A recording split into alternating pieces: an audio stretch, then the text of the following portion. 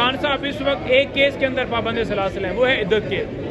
اس عدت کیس کے اندر بھی ہم نے ڈسٹرکٹ کورٹ کے اندر معزز جج کے پاس درخواست دے دی ہے کہ اس اپیل کو لگایا جائے اور اس کے اندر سماعت کی جائے۔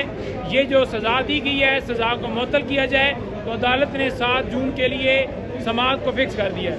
اگر اس کیس میں خان صاحب اور بی بی صاحبہ بری ہوتے ہیں، ان کی سزا ختم ہوتی ہے، کچھ بھی ہوتا ہے، تو پھر آپ انشاءاللہ دیکھیں گے کہ خان صاحب باہر آ سکتے ہیں، لیکن کوئی نیا کیس ان کے اوپر نہ ڈال دیا گیا تھا۔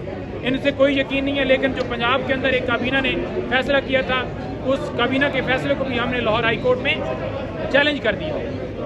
اچھا یہ بتائیے گا، گزشتہ روز سائفر کا فیصلہ آیا، کافی زیادہ سیلیبریٹ کیا گیا پی ٹی آئی کی جانب سے، خان صاحب کو اطلاع دی گئی ہے اس حوالے سے، کیا رد عمل تھا خان صاحب کا؟ کیا اس پر عمران خان کا جو باڈی لینگویج تھی اور کیا ان کا کہنا تھا اس کا؟ دیکھیں کل ہی اطلاع دی گئی اور خان صاحب نے اس کے اوپر یہی کہا کہ اللہ الحق ہے، اور الحمدللہ اس کیس سے میں سرخرو ہوا ہوں، باضابطہ بری ہوا ہوں، اور جو غداری کا سرٹیفکیٹ بانٹ رہے تھے کہ میں غدار ہوں، آج ثابت ہو گیا ہے کہ غدار کون تھا، کون محب وطن پاکستانی تھا، کس نے اس ملک کی محبت میں عوام کو بتایا کہ کوئی باہر سے کیسے مداخلت کر سکتا ہے، اور جو آج ایگزیکیوٹر ہیں ان کو جیل میں ہونا چاہیے، جنہوں نے جھوٹا کیس بنایا اور جھوٹا اس کے اوپر پراپوگنڈا کیا اور عمران خان کو غدار کا۔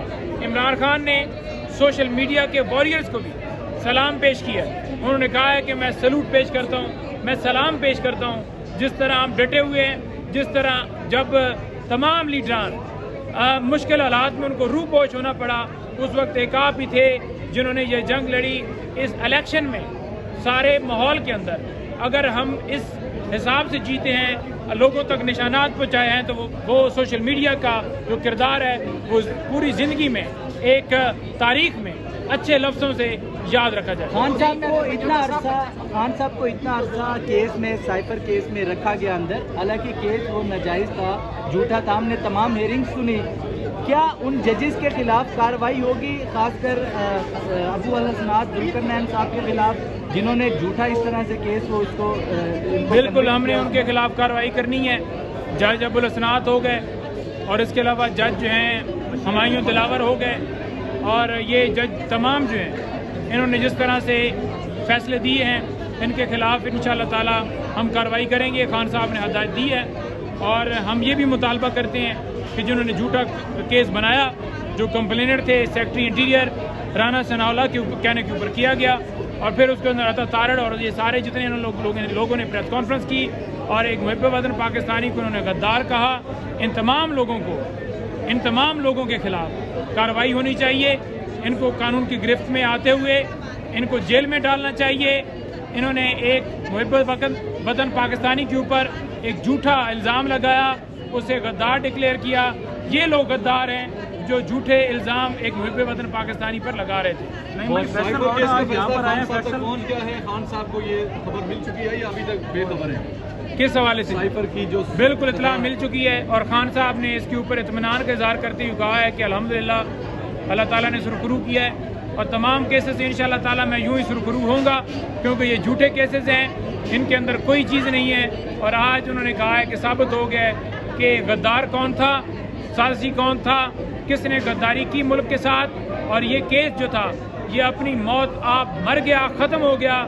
الحمدللہ کپتان ہمارا سرخرو ہو گیا۔ فیصل واڈا جگہ جگہ یہ کہتے ہوئے نظر آ رہے ہیں کہ پسان طریقے صاحب کو ختم ہو گئی ہے، پسان طریقے صاحب کے پاس چند ہی دن رہ گئے ہیں، خصوصاً حمود الرحمان کمیشن رپورٹ کے بعد۔ دیکھیں پاکستان تحریک انصاف جو ہے وہ کوئی ایک 100-200 بندوں کی جماعت نہیں ہے۔ پاکستان تحریک انصاف پورے پاکستان کو اگر آپ کہیں کہ پورا پاکستان ہی پاکستان تحریک انصاف ہے تو یہ بات بھی غلط نہیں ہوگی، کیونکہ آپ نے دیکھ لیا کہ 8 فروری کو جس طرح لوگوں نے ووٹ ڈالا کپتان کو، وہ ساری ہی پاکستان تحریک انصاف تھی، وہ سارے ہی لوگ ہمارے جو جیتے ہوئے تھے وہ پاکستان تحریک انصاف کے ووٹ سے جیتے تھے۔ اور پورے پاکستان کو اگر آپ کہتے ہیں کہ پابندی لگانی ہے تو پھر میرا خیال میں ایک فیصل واڈا رہ جائے، اور باقی جو جن کی وہ نمائندگی کر رہے ہیں وہ رہ جائیں، باقی ساری عوام جو ہے یہ ملک چھوڑ کر چلی جائے۔ پھر یہی حال ہے، کیونکہ یہ چاہتے ہیں کہ یہاں پر کوئی بولے نہیں، کوئی بات نہ کرے۔ دیکھیں ریاست ہوتی ہے عوام سے، اگر کوئی ملک ہوتا ہے تو عوام سے ہوتا ہے، اور اس عوام کی جو رائے ہے وہ اہمیت رکھتی ہے. آپ عوام کی رائے کے اوپر کس طرح جو ہے وہ ڈاکہ ڈال سکتے ہیں اور ان کی تذلیل کر سکتے ہیں اور پابندیاں لگا سکتے ہیں. ہم ان کے الفاظ کی جتنے انہوں نے الفاظات بیان کیے ان کی مذمت کرتے ہیں, اور جو انہوں نے ججز کے بارے میں باتیں کی, ہم توہین عدالت کی کارروائی کا مطالبہ کرتے ہیں کہ ان کے اوپر جو توہین عدالت کی سماعت کی گئی ہے اس میں کارروائی کو پروسیڈ کرتے ہوئے ان کو سزا دینی چاہیے اور انہیں جیل میں ڈالنا چاہیے. آج انہوں نے آ کر سپریم کورٹ میں کہا ہے کہ جو انہوں نے ججز کے بارے میں باتیں کی وہ بالکل ٹھیک کی, ان کا جو ایڈمیشن ہے یہی ان کے خلاف سزا ہے اور انہیں اس وقت جو ہے وہ جیل میں ڈالنا چاہیے. اب بھی ایسا لگتا ہے کہ قاضی صاحب مخصوص نشستوں کے معاملے پر پی ٹی آئی کے کیس کے حق میں نہیں ہے, وہ سمجھتے ہیں کہ آپ نے کیس خود ہی خراب کیا ہوا. دیکھیں قاضی فائز صاحب تو پہلے ہی باعث ہیں, وہ تو پہلے ہی پاکستان تحریک انصاف کے خلاف ہیں. وہ تو عمران خان کے حوالے سے دل میں رکھتے ہیں بغض. وہ تو نہیں چاہتے کہ وہ بولیں, وہ تو نہیں چاہتے کہ کوئی بات کرے, وہ تو نہیں چاہتے کہ پی ٹی آئی کے ساتھ کوئی بندہ اٹیچ ہو, اغوا ہو جائے, اسے چھڑوایا جائے. وہ تو نہیں چاہتے کہ ملک کے اندر اگر کوئی صحافی بولے, کوئی احتجاج کرے, اسے اٹھا لی جائے, یا فلسطین کے حق میں کوئی احتجاج کرے اٹھا لی جائے, اسے چھوڑا جائے. وہ تو پتہ نہیں کس ایجنڈے کے اوپر ہیں اور کس کی بات کرتے ہیں, ہمیں اس کا کوئی اندازہ نہیں ہے. لیکن ہم یہ ضرور کہیں گے کہ یہ کسی بھی عدالت کے جو ہے وہ منصب, اس اعلیٰ منصب کے اوپر بیٹھے ہوئے جج کا یہ کام نہیں بنتا کہ وہ اس طرح کے ریمارکس, اس طرح کی باتیں کریں. بلکہ جج ہوں یا صحافی ہوں وہ ہمیشہ غیر جانبدار ہونے چاہیے. یہاں پر جانبداری جو ہے دکھائی جا رہی ہے اور ہم اس کی پرزور مذمت کریں.